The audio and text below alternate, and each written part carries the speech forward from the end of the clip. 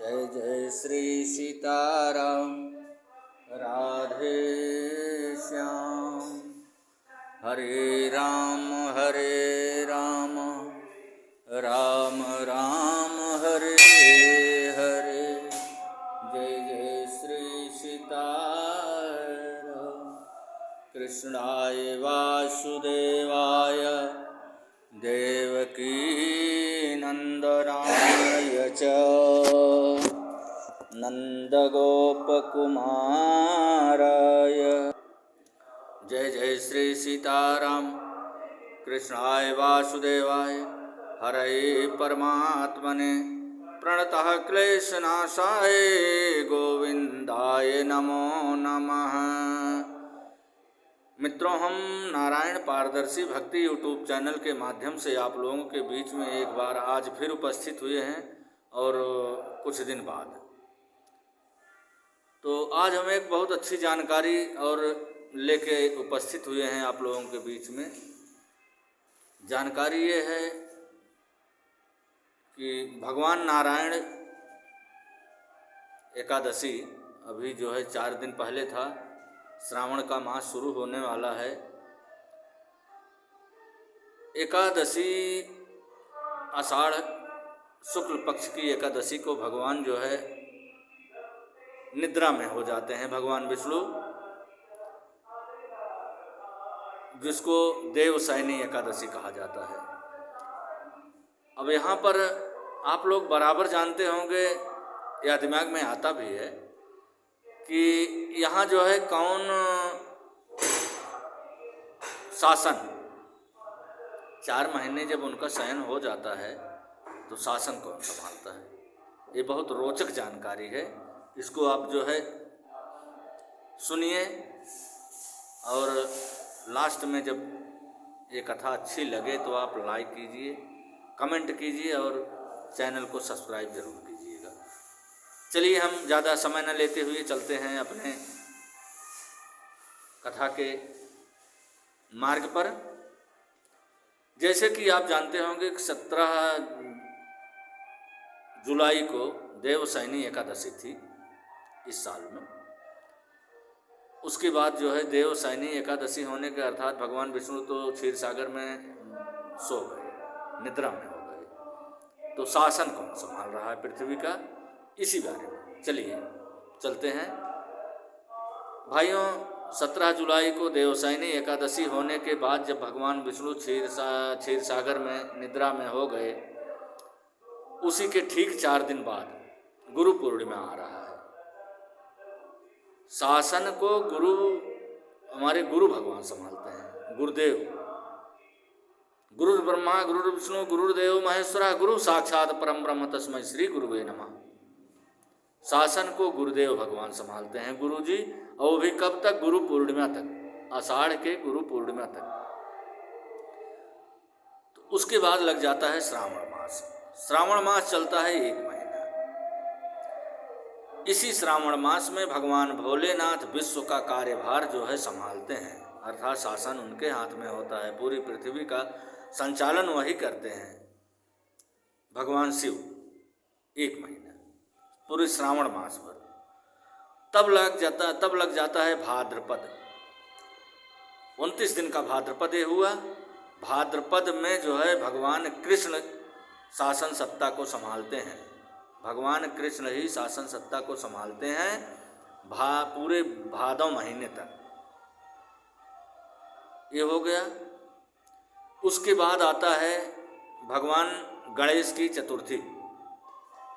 जब भगवान गणेश की चतुर्थी आती है तो 10 दिन भगवान गणेश, जिसको गणेश चतुर्थी के नाम से जाना जाता है, इसी भाद्रपद में पड़ता है। इसी जो है पड़ता है भाद्रपद के जो है उसमें शुक्ल पक्ष में। तब गणेश भगवान सत्ता संभालते हैं और वो भी जो है 10 दिन। 10 दिन के बाद लग जाता है क्वार का महीना। क्वार का महीना प्रथम दिन से जिसको हम श्राद्ध पक्ष भी कहते हैं, पितृपक्ष भी कहते हैं, इसमें जो है 15-16 दिन होता है श्राद्ध पितृपक्ष। तो क्वार के जो है प्रथमा से लेकर के अमावस्या तक ये होता है पितृपक्ष। इसमें हमारे पितृदेव जो है पूरे शासन सत्ता, पूरे पृथ्वी का भार हमारे पितृदेव संभालते हैं। बहुत रोचक जानकारी है, पितृदेव संभालते हैं। जैसे ही पितृपक्ष खत्म होने वाला होता है, समाप्ति की तरफ चलता है, ठीक उसी के तुरंत बाद जो है शुक्ल पक्ष, क्वार का शुक्ल पक्ष प्रथमा से नवरात्रि लग जाती है। और नवरात्रि में 9 दिन तक माता रानी जो है दुर्गा, पराम्बा, जगदम्बा, माँ भगवती, ये जो है पूरे विश्व का कार्यभार संभालती हैं। बहुत अच्छी जानकारी है, इसको आप जो है ध्यान से देखिएगा, सुनिएगा।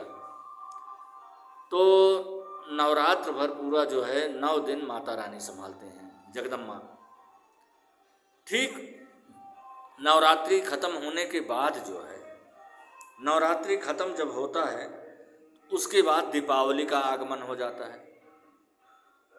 दीपावली का आगमन जब हो जाता है तो उस समय में माँ भगवती लक्ष्मी जो है वो पूरा शासन सत्ता जो है वो पूरा उनके हाथ में चला जाता है। वो पूरे पृथ्वी का संचालन करते हैं, उनकी देखरेख में होता, पूरा शासन वो चलाते हैं, माता लक्ष्मी। अब उसके बाद आता है दीपावली के बाद जो है, दीपावली तो माता लक्ष्मी का जब शासन हो गया, पूरा हो गया, तब अंत में आते हैं शासक कुबेर महाराज।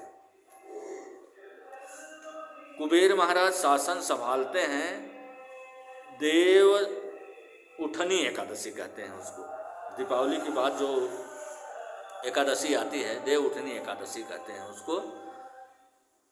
अर्थात भगवान विष्णु जो है अपने निद्रा से जाग जाते हैं। उस एकादशी के एक दिन पहले अर्थात चतुर्दशी तक भगवान कुबेर जो है पूरी पृथ्वी का संचालन करते हैं, पूरी पृथ्वी की देखरेख करते हैं, अर्थात शासन सत्ता उनके हाथ में रहती है, कुबेर महाराज के हाथ में। इस तरह से जो है 4 महीना चातुर्मास जो है हमारा पूरा हो जाता है। 4 महीना चातुर्मास, सत्ता रहेगी किसके पास?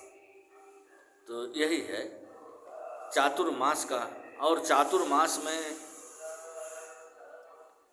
कहा जाता है कि योगी, यति, मुनि, ऋषि, साधु, सन्यासी एक घर छोड़ देते हैं, चातुर्मास में जो है एकांतवास लेते हैं, जैसे मंदिर, मठ, जंगल, कहीं भी जो है ये जो है घर को छोड़ करके चातुर्मास बिताते हैं। यही रहा चातुर्मास में शासक जितने होते हैं। तो अगर यह जानकारी आपको अच्छी लगी हो तो चैनल को आप लाइक कीजिएगा, सब्सक्राइब कीजिएगा और शेयर ज़रूर कीजिएगा।